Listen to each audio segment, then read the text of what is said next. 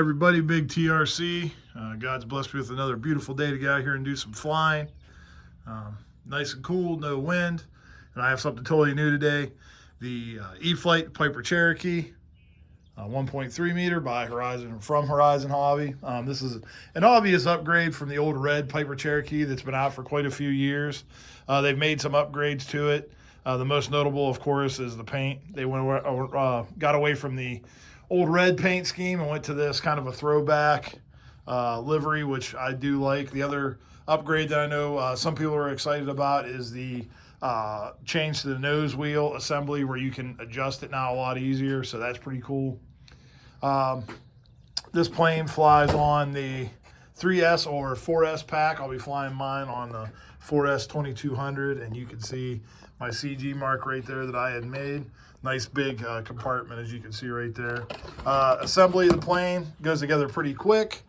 I think it has a total of 14 screws. You're looking at 30 to 40 minutes of putting it together, getting it bound to your radio if you're doing the bind and fly version of it. Now, as far as the bind and fly version goes, if you buy this, you're going to get, in your manual, there'll be a yellow addendum to the way you set up your flaps, because they had the flaps set up backwards in the original handbook, or in the original manual.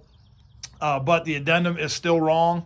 They do get the settings correct as far as the up and the down for your flaps, but what they get wrong is they still put it on one wing, one ail on your DX radios. It has to be on one ail, one flap, or your flaps will not even show up. And I know it's like that for the DX8 and higher. I'm not sure about the DX6. But if you're flying a DX8 and higher, you do have to have it on one ail, one flap under aircraft type to get that flap system to come up. That being said, I'm going to get ready to fly this, but I'm going to say beforehand that this is not the first one of these that I've purchased. The other one didn't end up very well after a couple of flights, and I will talk about that here in a while. If you guys want to see this thing fly, stick around. If you want to see the first one become completely demolished, stick around a little bit longer after that. All right, guys, so I'm going to get this thing off the ground. I've already checked all my directions. Everything's correct.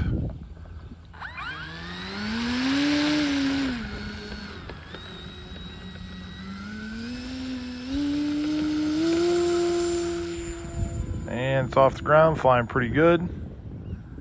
I will tell you, this is already better flying than the original one that I had flown on its maiden.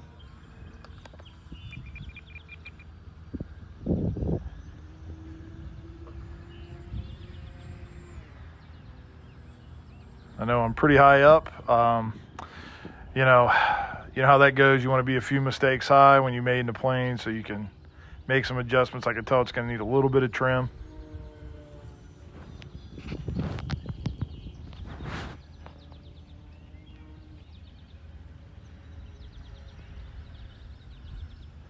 Pretty smooth right now. I'm flying it about half throttle. Needs a little bit of right.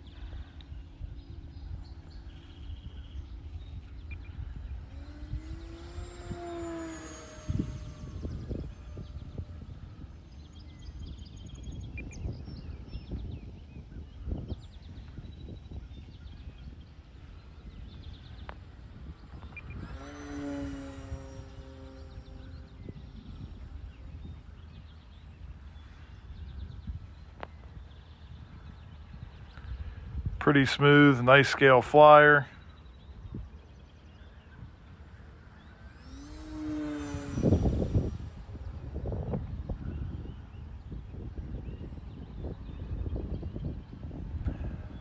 You can hear the birds are just going crazy here today.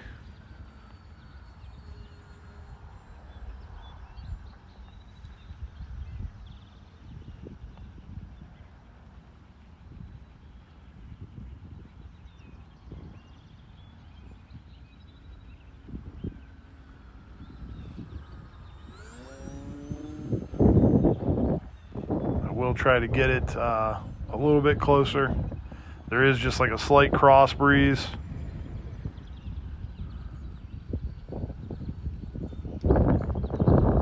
Trying to see what way my windsock is blowing to.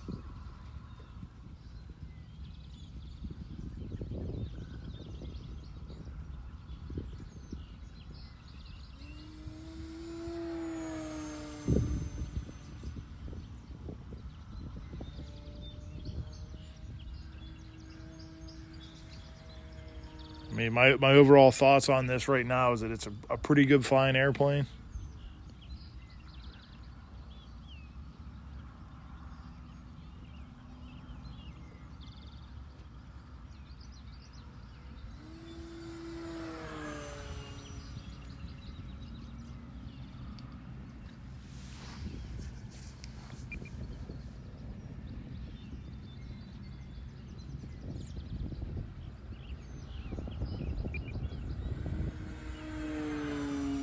Little pass there. You can see like this paint scheme is a little bit harder to see in this type of sky.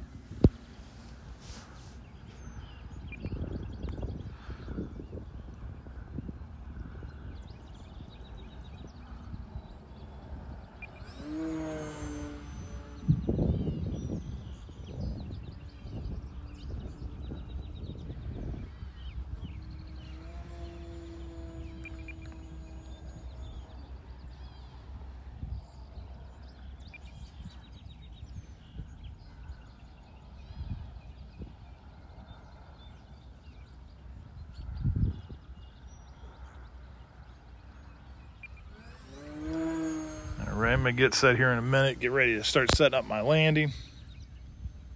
I'm going to be coming in from the left side because the wind's blowing. Yeah, she loops pretty decent.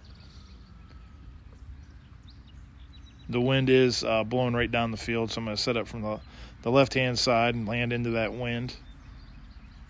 It's actually like a crosswind, but it is changing direction just a little bit, but not too bad.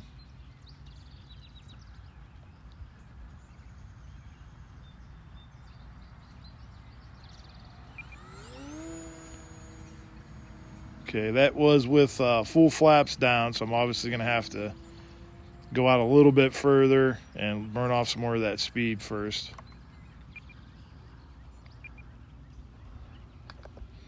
My timer's getting ready to go here.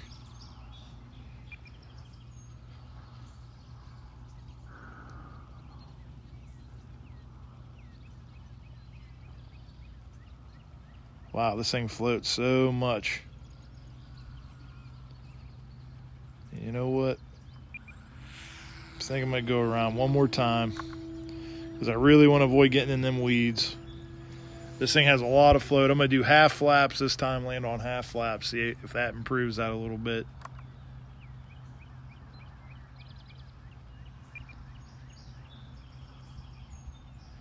Like I said, I think that crosswind might be messing with it just a little bit, but not too bad. A little bit better on half flaps, still really floaty. Oh, and there it is, she's on the ground. All right. Well, like I said, this one ended up, turned out a lot better than the original one. I'm going to taxi this one back in and we'll talk about what happened with my original updated Piper Cherokee.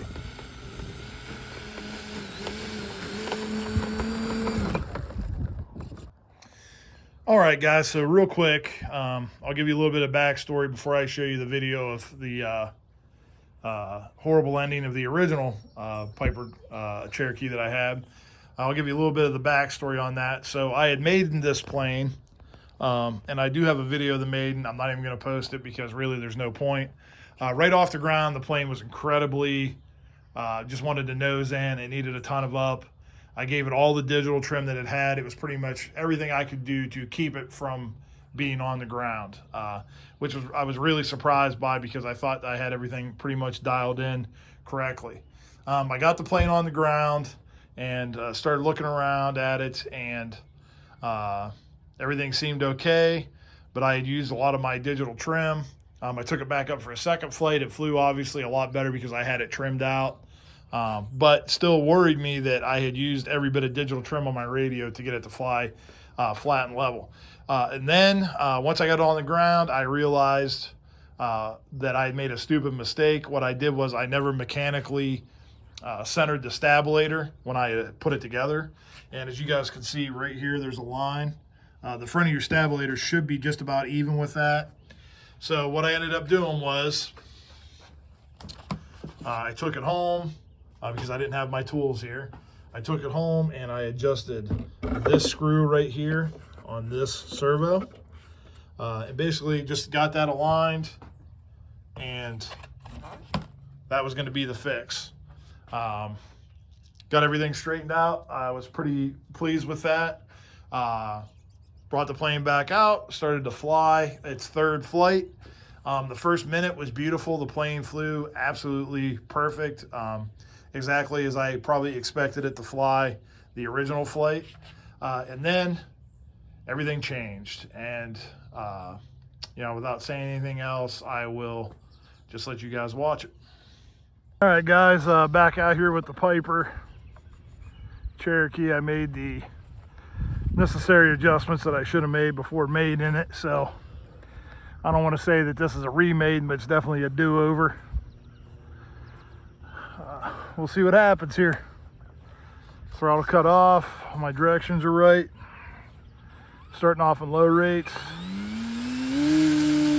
2200 milliamp battery.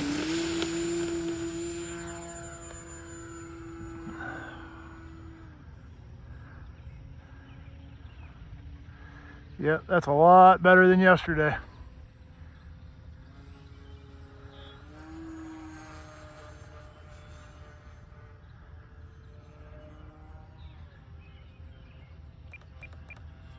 Gonna give it just a few more clicks up.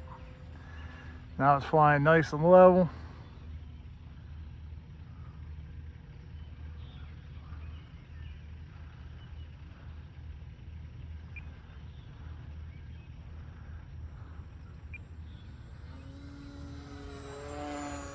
A lot more fun than last night, that much I can tell you for sure.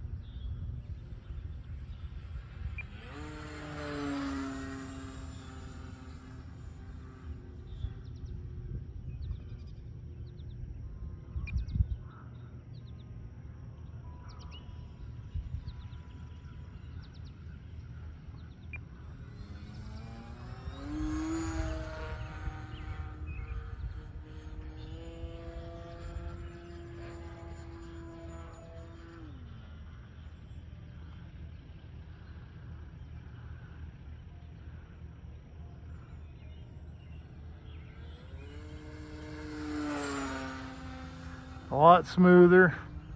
Kind of a weird vibration that I get from it. I'm not sure what that is.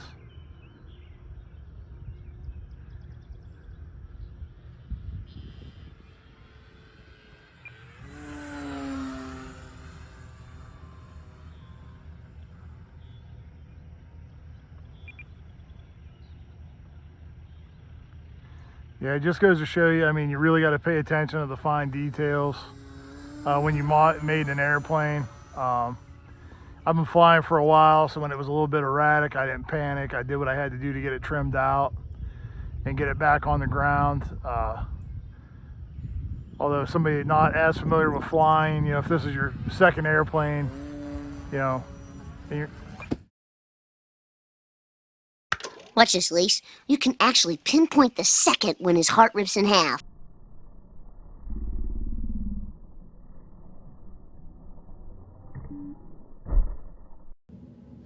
All right, guys, so like I said, was not good. Let's look at the wreckage here. This is not the original audio, obviously, because I don't think I said much in the original video except for just some muttering to myself as I'm looking at this plane. I set my radio down, and basically what you're going to notice is the stabilator is going to start moving on its own. That's what I noticed. The wreck was pretty bad. Both of the wings had a little bit of damage, but the front end was completely gone. Battery ejected, fuselage split in two, canopy destroyed. The only thing that was basically in one piece was the stabilator itself and the empennage. The rudder was also pretty well mangled. So once I started noticing that moving on its own, I flipped the plane over, and pretty much what I see is that the servo for the stabilator is moving into full down and then full up on its own. This is, what I decided. I think that the cause of the crash was, and as I think I zoom in on it, you can actually see it moving a little bit. This is the video that I sent to Horizon when I filed a warranty claim.